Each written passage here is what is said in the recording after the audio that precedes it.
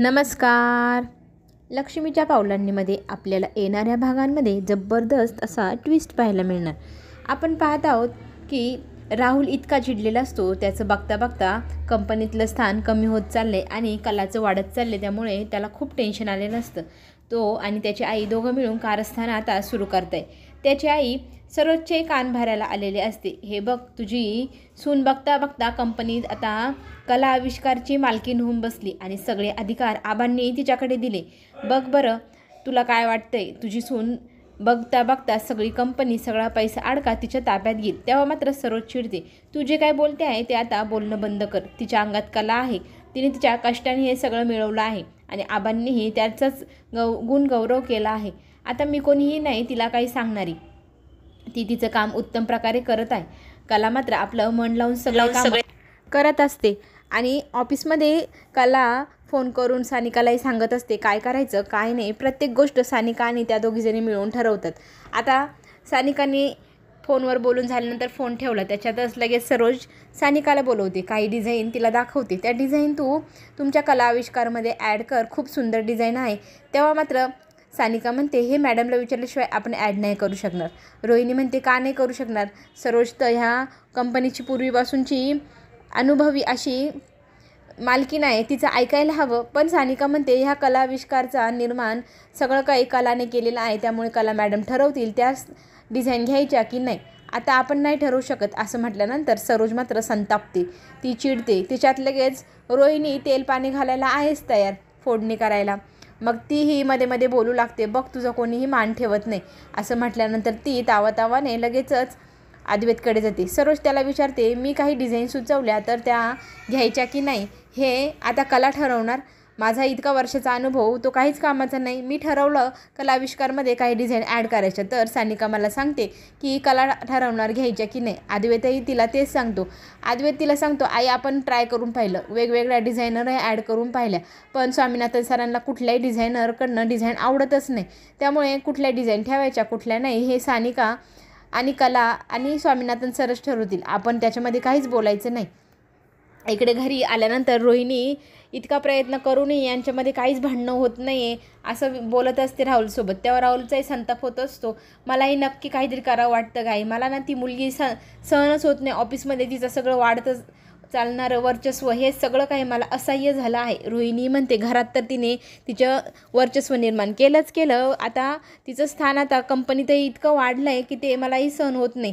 राहुल मात्र संतापलेला असतो. मला तिने कितीतरी वेळा तिच्या कॅबिनमधनं बाहेर हुसकवलं, मला कुत्र्यासारखं तिथे वागवणूक देत आहे, मला अजिबात सहन होत नाही. मला असं झालं आहे कधी त्या कलाला कंपनीतनं बाहेर काढेल.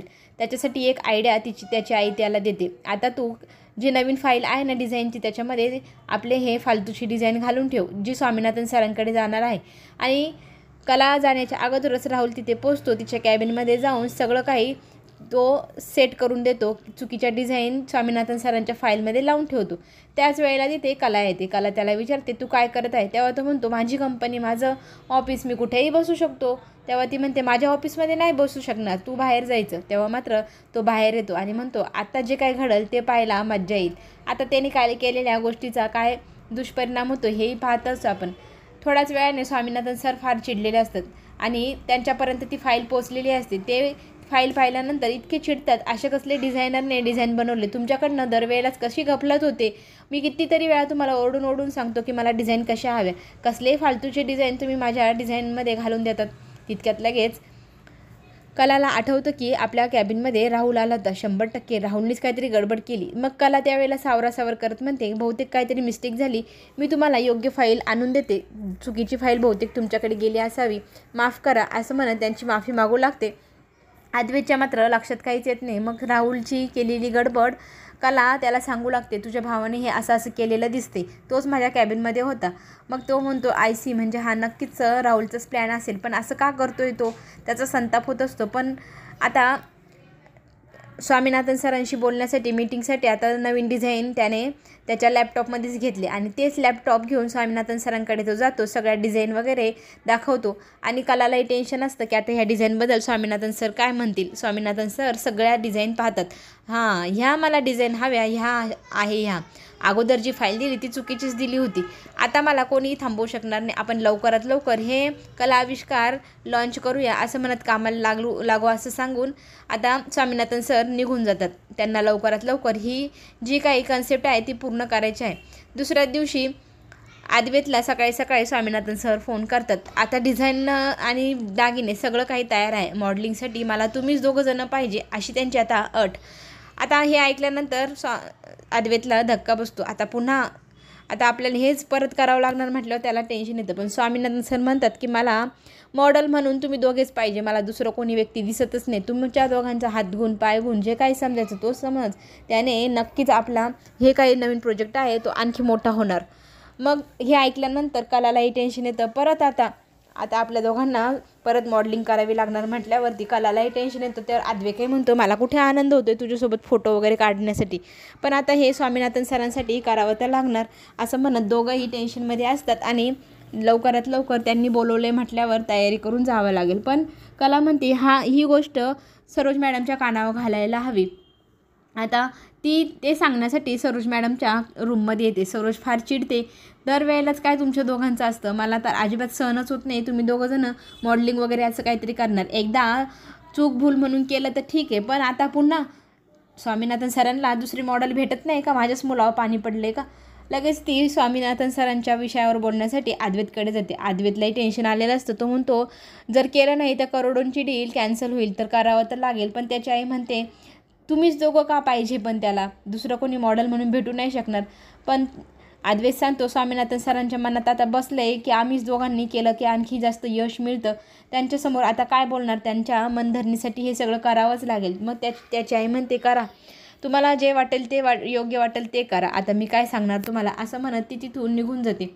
इकडे राहुलला आणि रोहिणीला कळतं की ह्या दोघांना मॉडेलिंगसाठी ही ऑफर दिलेली आहे स्वामीनाथन सरांनी. तेव्हाही ती म्हणते लवकरात लवकर गाडी टाक नयनाच्या डोक्यामध्ये, म्हणजे नयना पेटलेली असेल, त्या दोघांना शूटला जाऊच देणार नाही. मग राहुलही म्हणतो आयडिया छान आहे ह्या दोघांमध्ये भांडणं लावण्यासाठी.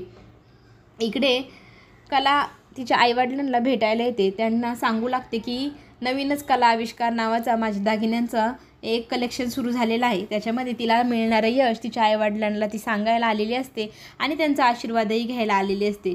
आणि गुड न्यूज देण्यासाठी ती तिथे त्यांच्याकडे आलेली असते. तेव्हा तिच्या वडिलांना खूप आनंद होतो. ती त्यांना नमस्कार करते. तिची आई तर मात्र एकदम आकाशातच गेलेली आहे. तिला इतका आनंद झाला आहे, तिचा आनंद गगनात मावेना असं झाला आहे. तिच्या आईला असं झालं आहे मुलीचं काय करून काय नाही, खरंच नाव कमवलं गं तू, आमचं नाव मोठं केलंस असं म्हणत तिला ती मिठी मारू लागते. इकडे खप वाढत चालला आहे आणि सरोज सगळं डिटेल चेक करत असते. बघता बघता कला आविष्कारमुळे प्रॉफिट जास्तच वाढत चालला आहे, म्हणून सगळं काही चेक करताना तिच्या लक्षात येतं नाही म्हणता म्हणता ह्या मुलीच्या अंगात खूपच चांगले गुण आहे, ज्यामुळे आज आपल्याला एवढे मोठे लक्ष्मी प्राप्तीचे योग आले आहे. आणि कला आविष्कार हे जे कलेक्शन आहे तेही खूप भरभराटी करून दाखवत आहे. खूपच छान त्यांचा ग्रोथ होत आहे. इकडे स्वामीनाथन सर अद्वैतला म्हणताय खूप वेळ झाला आहे, तुम्ही अजून आले नाही, तयारी आम्ही सेटवर सगळी करून ठेवली आहे, तुम्ही लवकरात लवकर शूटसाठी या बरं. तेव्हा अद्वैत म्हणतो हो सर आम्ही येतच आहे, निघतोय असं म्हणत घरातूनच तयारी करून ते निघणार असतात. ते सांगण्यासाठी तो कलाला सांगतो कला लवकर आवर बाई, इथे फोन येत आहे स्वामीनाथन सरांची, लवकरात लवकर शूटसाठी ते बोलवत आहे. मग कला तिची तयार होत असते. थोडंच राहिले, केसच बाकी आहे असं म्हणत ती स्वतःची शेवटचा टच देऊन मेकअपचा तयार झालेली असते. तिला पाहून अद्वैत म्हणतो खूपच छान दिसत आहे, कशासाठी? ती म्हणते डिझाईनचे माझ्या फोटो काढण्यासाठी.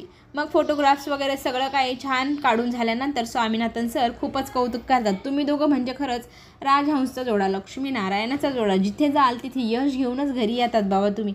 आता तुमच्यामुळे हे कलेक्शनही जबरदस्त हिट होणार, याच्यात काहीही शंकाच नाही असं म्हणून कौतुक करू लागतात. इकडे मात्र राहुलने नयनाला बरोबर भडकवलेलं असतं. बघ तुझ्या जागेवर तुझी बहीण बघता बघता जास्तच मॉडेलिंग करू लागली आहे, तिचं मॉडेलिंगचं क्षेत्रही वाढत चाललं आहे आणि तुला तुझ्याच बहिणी मॉडेलिंगच्या क्षेत्रात मागे पडलं.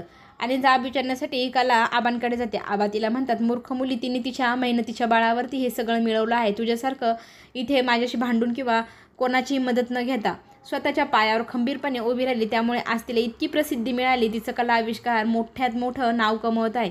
असं म्हणतच असताना बाहेर मीडिया येते. मीडियालाही कला आविष्कारबद्दल बाईट घ्यायचा असतो आणि ते पत्रकार परिषद घेऊन कलाबद्दल आबांना विचारतात आणि तिने केलेल्या डिझाईनबद्दलही सगळे सामान्य लोक कसं कौतुक करताय. सामान्य लोकांपर्यंत चांदेकर परवडेल अशा भावात आलाय म्हटल्यानंतर प्रत्येकजण किती आनंदी आहे हे सगळं बोलण्यासाठी मीडिया येते. आबांचंही त्याच्यावर मत विचारतात. पुढे जे काय होईल ते पाहणं खरंच रंजक ठरणार. ते पाहण्यासाठी आपण पुन्हा भेटू. चॅनलला नक्की सबस्क्राईब करा, लाईक करायला विसरू नका, म्हणजे नवनवीन व्हिडिओ तुमच्यापर्यंत लवकरात लवकर पोहोचेल. धन्यवाद.